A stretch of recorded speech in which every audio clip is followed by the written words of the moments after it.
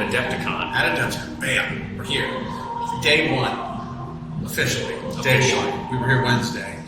Actually, a lot happened Wednesday. That was a long Wednesday. I love to call this day one because that was our day one. Yeah. And got in, we got checked in, we got events going on.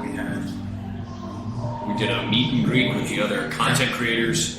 GW Preview, which was huge, which probably we'll talk about most today. Yeah. I would assume because it was, bam, it was action packed. Oh, it was one of the biggest ones ever. It might have been the best preview we've ever witnessed to, honestly, because like it kind of sets the bar for a preview, because so much happened, and it wasn't even just one thing that like rode that the preview was able to just ride into the sunset.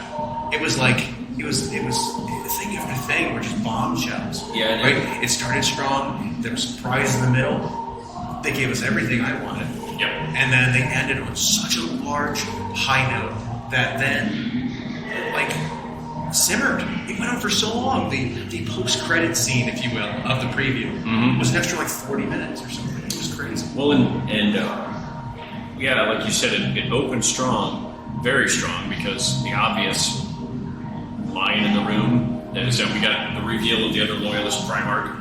Lionel Johnson. And for those of you who are living under rocks. Anyway, so the lion is back. We don't know the story of how he's returned yet, but the model is everything you want. It's glorious. It's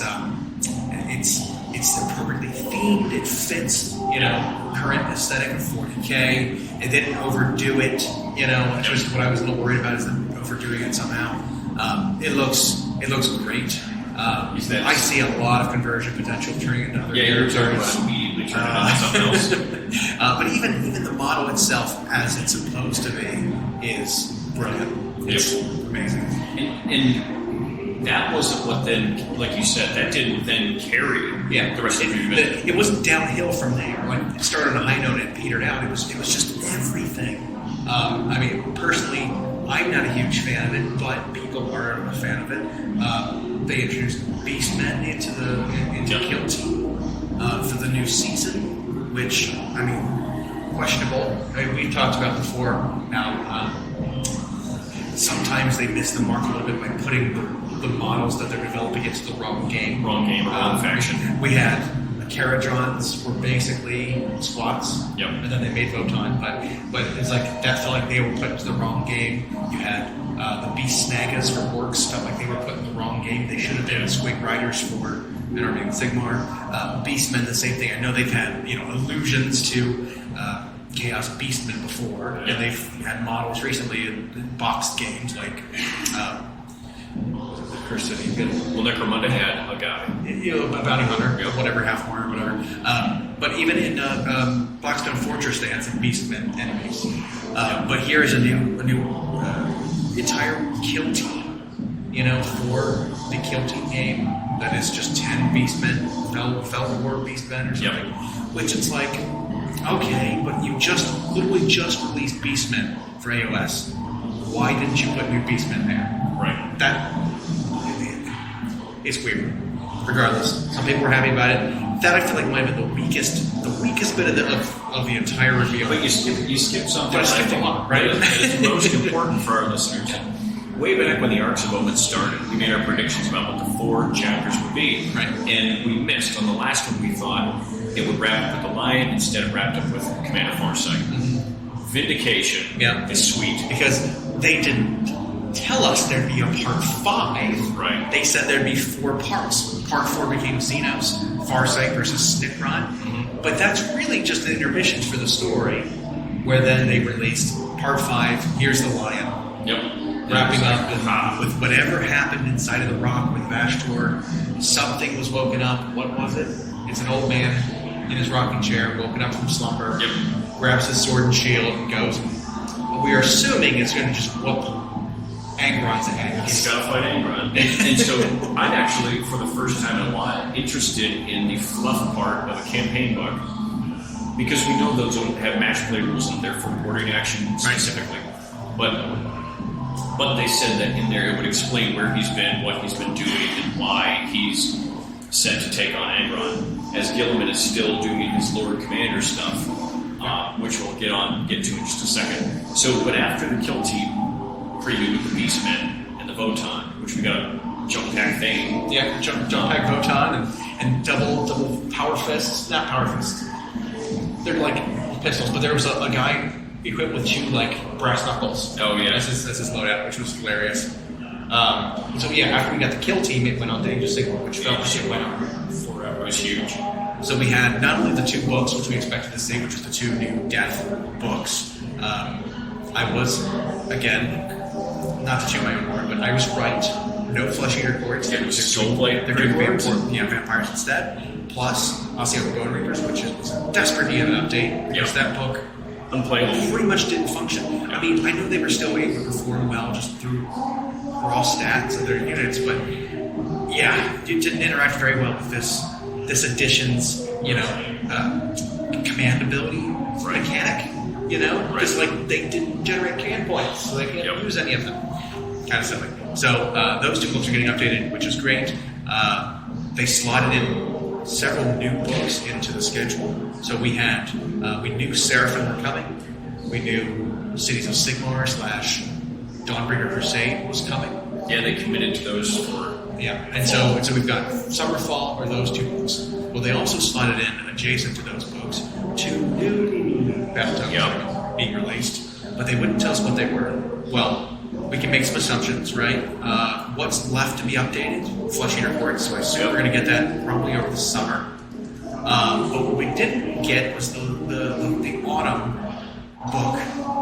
The mystery book. Because we don't think there's any other book that needs updating, right? We sat there last night and walked through the AOS 3 armies, and it's like, well, have they gotten it? Yep. Have they gotten it? Yep. Have they gotten it? Yep.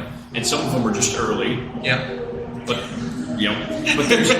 there's not. It was like Sons of Behemoth. Yep. Fire Slayers. Yep. Daughters of Cain. Yep.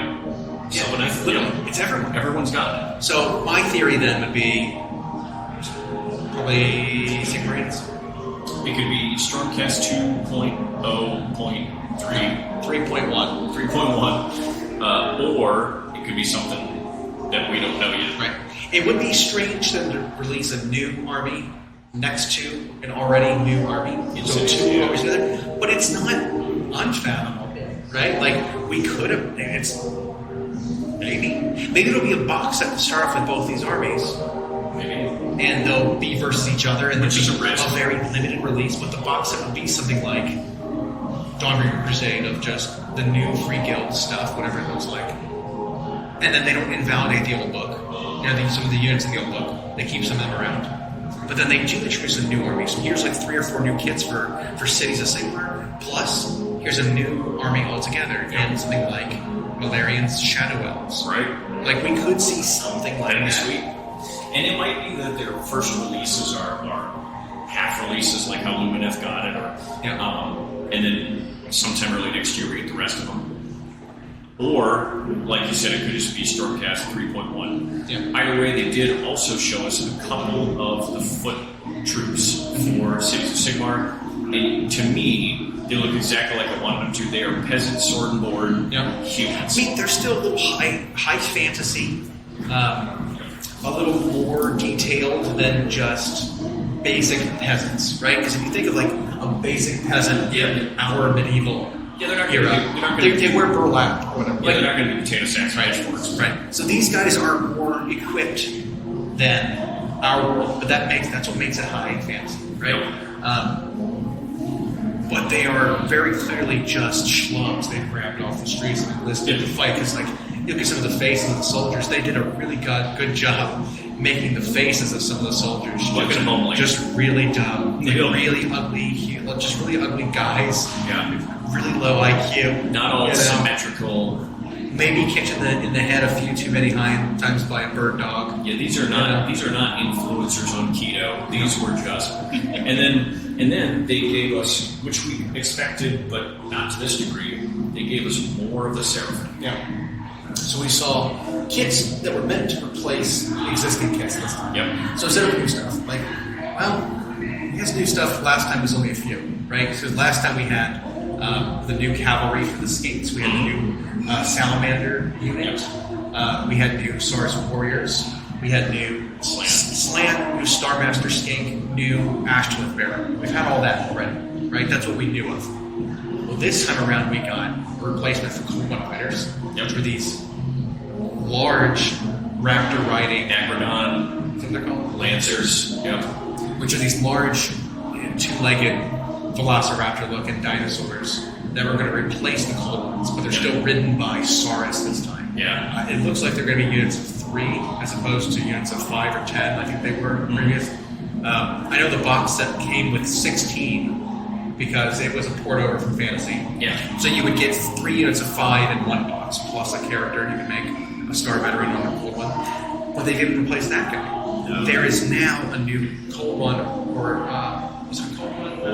Cold blood, or is it Scar Veteran? Scar Veteran. I think it's a Scar Veteran, which is like the lieutenant, kind of Saurus on one of these raptors as well, and it looks amazing. It looks just like a more vicious version of.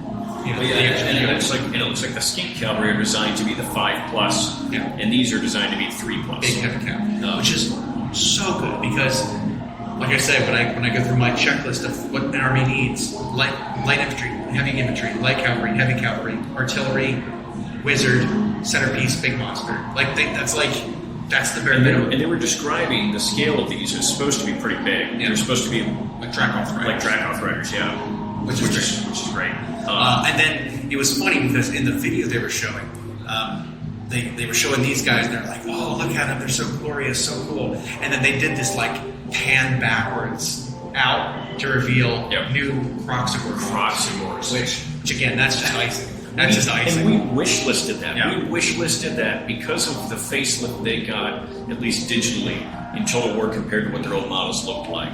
We were like, man, we'd love to see plastic Croxagors. We don't expect it though. And then bam, they dropped on us. And not just one, 2 different versions of them. Yeah. So some sort of normal Croxagors and some sort of sacred spawning version of Croxagors that are more vicious, more elite, because they were born into the realm of Gur, so they're a little more bestial or ferocious. Yeah. And the difference is lizard head versus gator heads. Yeah. Perfect. It was great. Oh, so good. I do kind of wish instead of it having just a different version of a great weapon, they did have those like gauntleted power fists. Yeah. I would have loved that. Might have to try to convert them to give them those. That'd be sweet.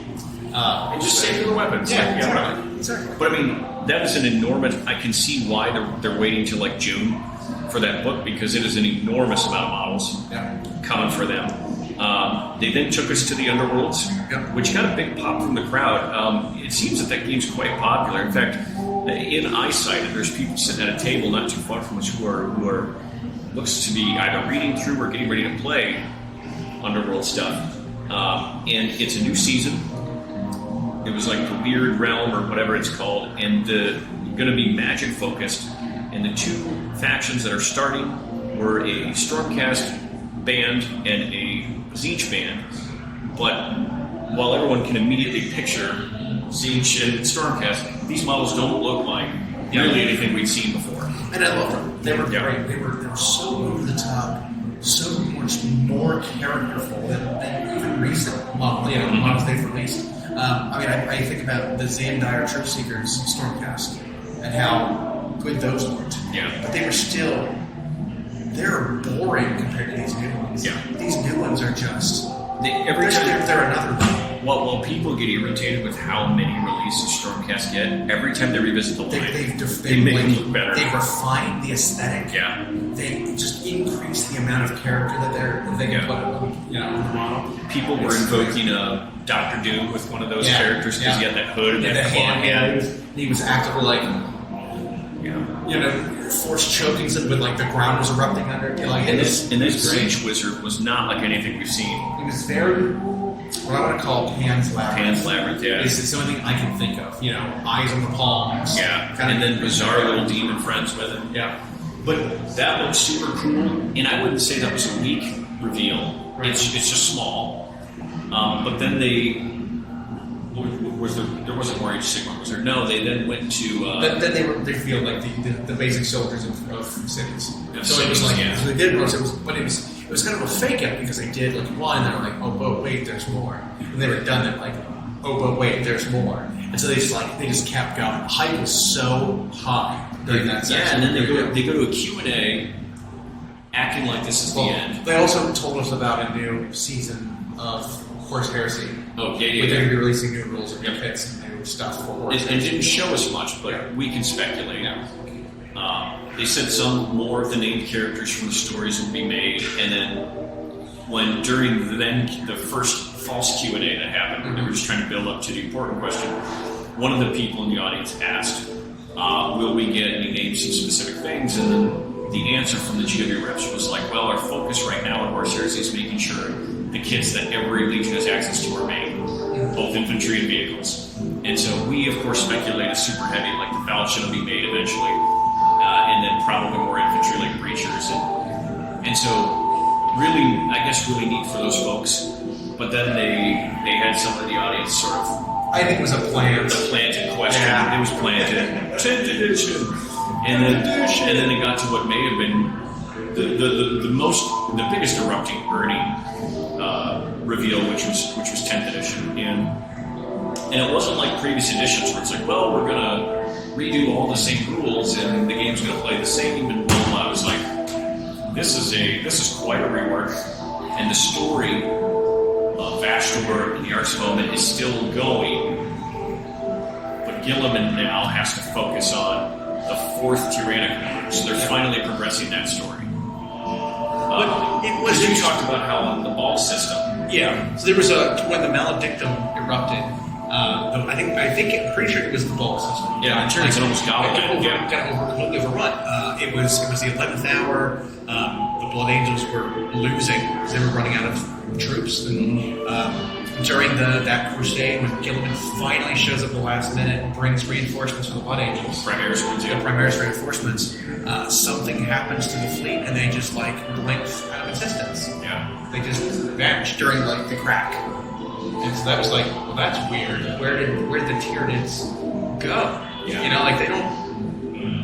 Did they get transported to the warp? Well, and it was a little mystery. I remember in the fluff event when it was happening, because Gilliman, like he says ominously in the preview video, he said like, I watched their fleet break, and Commando was saying something to the effect of like, this is my Legion, this is my chapter, this is my system, and so he did something that affected the fleet. But the Tyranids just like withdrew, almost like disappeared material, like they were snapped by Thanos or something. And now we find out that there's a Tyranid fleet larger than any we've ever seen, which looks to still be Leviathan. Colors at least. Who disappeared. Now showing up in a place in the galaxy where they've never been before. That Western Because you can't just like jump over a planet and go to the next one. Like we see you coming, kind of thing. But these guys are attacking from a direction in the galaxy that they've never been before, and it's the largest fleet we've ever seen before. And somehow they've got more biomorph and biomutations now than ever before. So something happened with them, but they gained a ton of new knowledge and new ways to fight. And now there's another even bigger threat. And that scales in their limited fluff history that they have. Is like within the scope of one battle, they will change tactics because they're learning, and then they might, in the next star system, show up with different mutations, and then a fleet can change over time. Like we learned about Ouroboros developing the ability to actually use non-living material, like the mechanics of the Admech and the Necrons. The Necron, Necrodermis. Yeah, and like started developing new mutations, and then other ones that are really old that have been there have developed different things, or a fleet like Hydra that was cannibalizing other tendrils and mutating. Well, now this one is a huge fleet coming, and again, they come from outside the galaxy, so Tyranids could be everywhere for all we know. They're coming from the western edge, which no one on that side of the galaxy has had to deal with Tyranids. And they show just a great video, which you can see on the Warhammer community site, of these Ultramarines fighting, where they showed off, of course, the new Terminators. Right. So the new Terminator kits, But the interesting bit was that they're not calling them Primaris Terminators. Correct. They're saying these are the ancient sets of Terminator armor, well maintained, well kept. The aesthetic of them has been updated and it's scaled better. Yep. Which we've argued that that's what they should have done with Marines to begin with. That sort of thing. Regardless, they had a slow burn before. Now it's like, here are the Terminators. Who's piloting the Terminator order? That's up to you. We're not going to define whether or not this is a first founding veteran who's earned the right, or a new Primaris Marine who's earned the right. Regardless, it's a veteran Space Marine of whatever kind who's earned a right to wear this Terminator armor. Yeah, they basically wanted to say that the suits are big enough that they can house either, and they even did a note that like the Terminator suits were not one that Call messed with, Right. Because even though he thinks he can improve everything, he just didn't really mess with those suits. And I know Marines consider them sacred, and so that was they launch missions to go recover fallen Terminator suits of armor. Yeah. Because they are relics of the chapter. Yeah, and it was great that they just did what they've done with their updates. They invoked the classic, but they're scaled better, proportioned better, because everything from the size of their legs, chest, relation to the helmet was all correct. Yep. And they showed the picture of them next to each other, and they're, 20% bigger. But in addition to that, we also got new Librarian and Terminator armor, Yep. which I never thought they would do that again. So we've got that. We've got some sort of new lieutenant or captain character in what would look like Phobos armor. Could be a shooting version, could be a fighting version. Yep. Because he did both. They talked about guys wielding dual combat knives. Well, that was him. Yeah. Which Reavers technically wear two knives, I think. Maybe Maybe it was intercessors or infiltrators wielding two knives. Regardless, whatever. You have one wielding 7. I do. I equipped with 7. He's a little extra. Mm-hmm. But he was ready for this. He was ready for this. This is this guy. Yep. There's the guy in the video. But then they also showed off some other weapons wielded by the Space Marines that we had not seen before. Yeah. There was a combi flamer that one of the guys was using, but it wasn't just your typical veteran combi flamer. It was. It looked a lot like the one that only the Black Templars had access to initially, and they had that Primaris Neophyte box. Yeah. Where that squad had this like really long, pointy kind of flamer. Well, they were wielding combi flamers that looked like that. And you know, there's a meme about that in the 40k world where it's like whenever a chapter gets something unique, the next time Marines get refreshed, everyone will have it. Yeah. But there you go. Yeah. So we saw that, and we saw.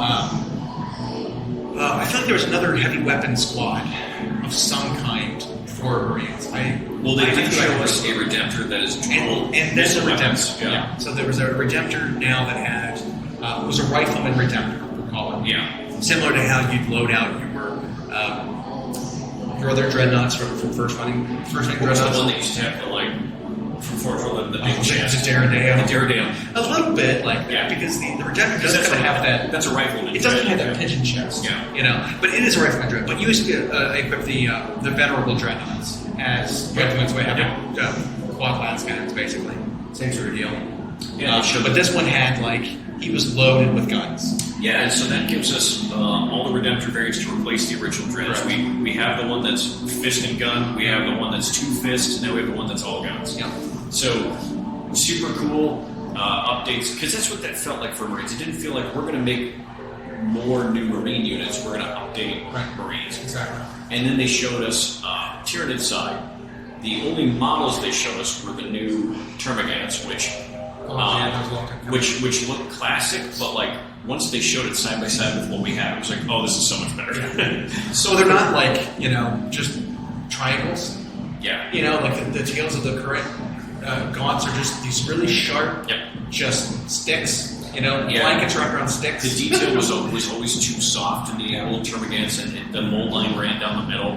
And these are highly detailed, but the same scale. Yeah. They shrunk that tail in a bit, so it's not just a big toothpick sticking Curled out. some of the tails, made them look a little more like they're whipping and weaving. And so that was great to see. And then the video itself showed Tyranids that we hadn't seen. So many. Well, they hadn't seen before, but in model form and anytime recently. But they're doing a lot of nostalgia modeling at the moment, because they are bringing back so many things that we used to have that have been gone. And now there's a new thing that looks like that old thing. Yeah, they updated it specifically to the Screamer Killer because it was a 4-side armed monster with a bioplasma weapon. He was like a bald, ET looking alien with like a really jutting out pelvis and 4 like hydralisk claws coming out of his torso. They weren't even arms. Yeah.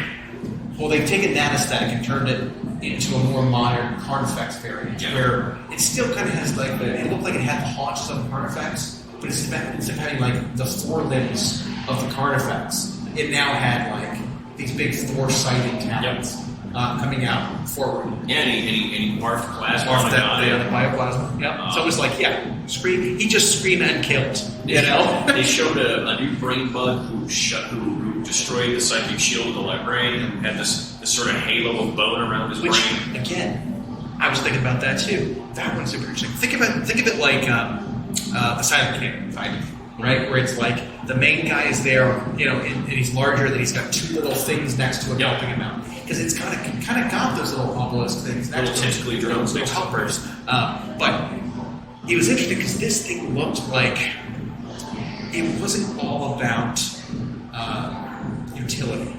Yeah. Right? Like most Tyranids, you streamline the monster and you create useful bits. Yep. Right? Everything has a purpose. Everything is functional.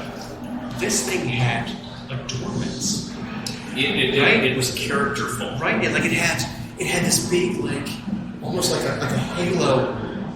It's just a crown of antlers, almost like Yeah. I mean, I was thinking like halo in terms of like how any of the Iron Halo, or like a Space Marine, or the trappings in the back. It's 2 little drones had those. They had these, but they weren't connected. They didn't look functional. They looked purely decorative, or like regal. Like this was a Tyranid royalty or something. Like it was very interesting. And they showed a Flyrant kill something, which the plastic Tyrant kit is still pretty nice, but that's not to say this one looks like leaner and taller and like skinnier. It looked like maybe it was a specific kit meant to be built as a Flyrant. It could be, and they might redo it again for all we know. I mean, and then they showed what was clearly lictors. There was some kind of biovore in artillery bombing. There were I don't know what the one monster was. It was very strange because it was probably 2 lictors and then a death ringer. I think they had all. Because that might satisfy some rumors we heard of them being units. Yeah. Again, because there was a couple of like the Cthulhu-mouthed, tentacle-mouthed monsters eating a Space Marine, and as soon as the commander hit the battlefield, the librarian, I don't know if it was their sense of like the fact that he has so much knowledge. He's a librarian. He's writing a lot of books. He has so much knowledge, but that stopped them from doing whatever they were doing, and immediately grabbed their attention. They both it was kind of near they one snuck up on an apothecary and was trying to recover the and that might have been the death system. Because if you think about some of the Tyranids that are feeder organisms, why not get the gland of a primary Space Marine? But see, with those 2, it's definitely like they noticed something that they wanted to get. Whereas the one that snuck up on the apothecary as he was like harvesting he was a lone operative. He was off doing his own mission. And so there actually gotta be a death reaper. It could be that there are multiple kinds now. But the biggest thing, if you think about that, lictors in plastic, biovores in plastic, new Screamer Killer, new Gods, it's like, well, they did pretty much check the boxes.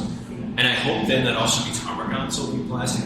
But it's possible this Tyranid release will there'll be some that come in a starter box, and then there might be some dripped out over time. Could end up like the Seraphon one for bids, for dinos in space. Absolutely. So it was very, very exciting. And then that's aside from just the tidbits they gave us about the new edition and the rules and how the game's going to work. It sounds like they're taking a page out of a lot of other games' rule sets. So, everyone steals from everyone a bit. Yep. You kind of have to in order to improve. Like, that's the whole point, right? Is sometimes there's a better way to do something, and everyone starts adopting it. Look at video games. When World of Warcraft came out, it was the best initially, the best MMO ever. Every other MMO in that era started becoming. They do updates and become like that game because it was successful.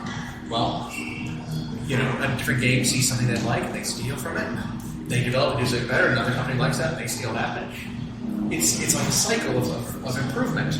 Well, we had a glimpse of one of the data sheets, this time for the Gaunts, and we saw a number of things that we were familiar with from like other systems, but we're alien to Warhammer. Things like flipping how bravery works is a very small example. Leadership is something that's always been weird. They pointed that out. It's like, well, every other stat is you roll over the number listed and you succeed. For whatever reason, bravery for the longest time was you roll under that number.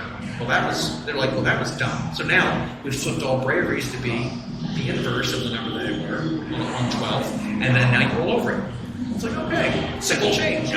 But then there were very foreign things like replacing a mechanic in the game called objective security, where only you count for objectives as long as you're on it, and your opponent doesn't have any objectives. So you completely trump them no matter what. Well, now there's basically control weight.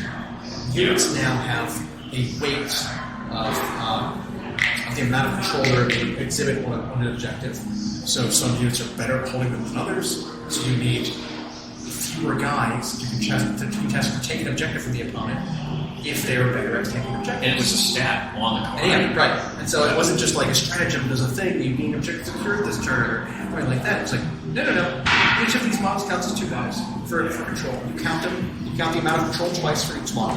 Whereas a normal model might be 1. Well, and I don't want to like mess up what they're going to do with the rules, but there was so much in such a short amount of time that they talked about and tried not to say too much. Mm-hmm. And aside from even that, we noticed it was like strength was removed from the model itself, and now it's on the weapons. Yep. And then other little things like they stratagems are, from the sounds of it, changing for the better, which the room was overjoyed with. There's going to be way fewer of them. They're not going to be a mix and match of grab as many as you want from everywhere. It's now you can have 6 active at a time, and there's just like swap in, swap out for detachment system. Anyway, it's all so different from what we're used to. But I'm sure as far as the game on the table, it will still feel 40K-ish. Well, it's like, think about the change from 7th edition to 8th edition. That was a numbers change. Rad, yeah. They got rid of unit types. There weren't beasts and bikers and cavalry anymore. They got rid of all that stuff. They gave units movement characteristics now. And they got rid of vehicle damage charts. Yeah, damage charts and facings were gone. Everything just had toughness and more wounds. Stats were just number pluses instead of you have to look at it on a chart. Right. That kind of thing. It was a big change from 7th to 8th edition. This feels like that, but I feel like this is a bigger change than even 8th edition. Because 8th edition changed a ton, but like the stat line still was super familiar and a lot of the same things. But now it sounds like they're bringing back USRs, Universal Special Rules, keywords. And they're going to be defining abilities on the characters or the units' data sheets using keywords in USRs. Yeah, and so you're not having to worry about them matching verbiage when they write a new rule compared to an old one and work slightly differently because they word it differently. And now it'll just be flat out, this is this mechanic that is defined in the rulebook. Which most of the game systems have done. Yeah. And the other thing, which nobody even asked them, but they brought it up, was like, we're aware of, with feedback and tournament results and whatever, codex creep. Yeah. And codex creep has always existed. And it's not even just in Warhammer, it's existed in every game. Because like, when a game developer comes out with an army the first time around, they're like, okay, this is what we decided on. Then they come with a new one, and they're like, well, we need to make this more interesting, more different. Let's take those mechanics and add new ones. Well, the new one ends up being stronger than the previous one because it has new things that it can do. And they do that in video games, and they do it. Yep. And this, they said, so they specifically like shrunk the stratagem thing. Put a few more limits on the way you construct lists for match play, and design the sort of swap in, swap out detachment system as well as the USR, so that when a new army gets its update or when an army gets its new update, instead of just writing whole new rules for an army that create whole new things in the game that the other armies aren't prepared for that came out before it, they're going to just have a new army come out and use the new rules that exist, but perhaps just a new way to use them. Yeah. And so they're hoping that eliminates this idea that the new is always better. Right. They just want the new to be different. Or the idea that instead of a new update adding new things, Or brand new rules out of nowhere. brand new rules, or adding more rules on top of what you already have. Now, when you get an update, it's going to replace the previous every time. Yep. If you want to play this new army that's coming out, well, you have to give up everything you had before and supplant it with this new stuff. And now you use this, you don't add it on. Yep. Which is like, yeah, great. I mean, that's kind of how it was always intended, right? It just never functionally worked that way. And they didn't make it hard and fast Yeah. to enforce it. And the other thing that was big is that they said, because this is so radically different, every army, every faction, new rules, clean slate, day one, all free. Yeah. Now, I love that, and it's so necessary. It does feel a little weird for armies that just got their books, or even Guard, or Votan wasn't that long ago.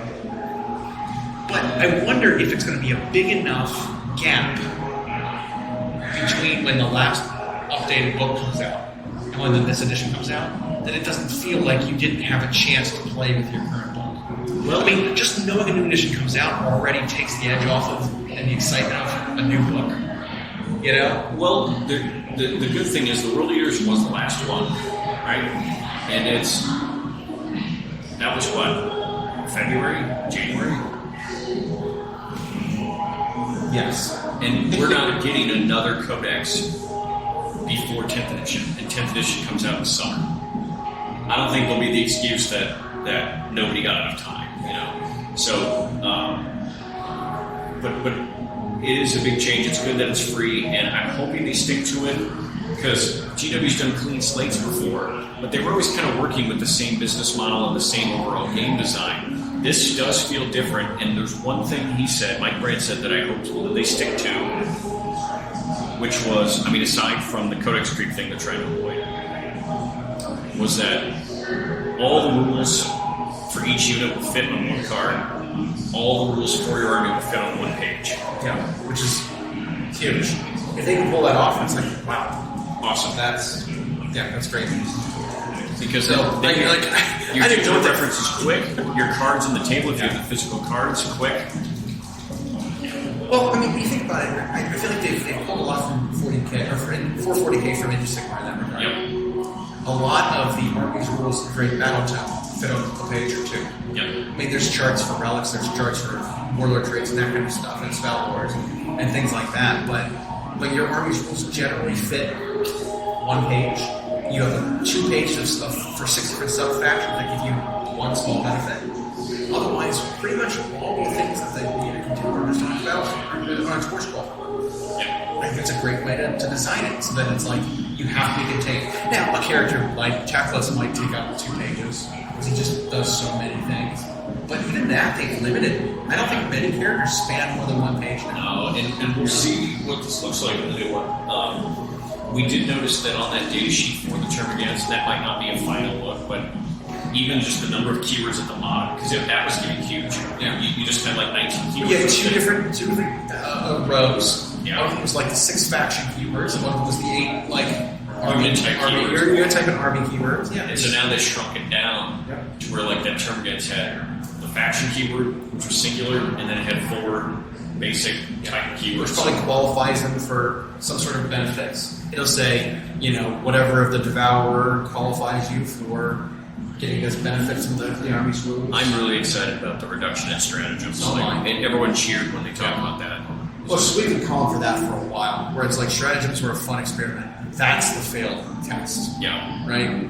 It was fun for a while. It's got to go. It just creates too much frustration and too much imbalance in the game. Too much bookkeeping, and it became where whole lists were designed around which combo of stratagems could be abused. That's gone. Not mad at it. We'll see how the edition looks, how the game actually looks when it comes out. Another big thing that they had pointed out was reduction in number of phases, which Yep. I think is a huge positive. I think other games can benefit from that. Yeah. Right? magic doesn't be done in one specific time, you know, that kind of thing.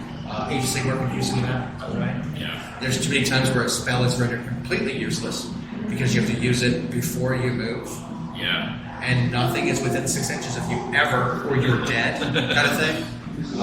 So, I mean, we'll see how it works, and I hope it's adopted in other other games rule sets. And speaking of seeing how it works, we have so much more in this convention still to go because this was officially only day one, even though it's kind of coming to a close. But yeah, so we'll see what's in store for the rest of the con here. We've got some folks that we've been talking to in the community that we'll see if we can arrange some time to stop by to get a piece of their time and talk with us. We'll obviously you'll see if we do if schedules work out and timelines align. You know, might have some other special guests following this week's earlier special guest appearance.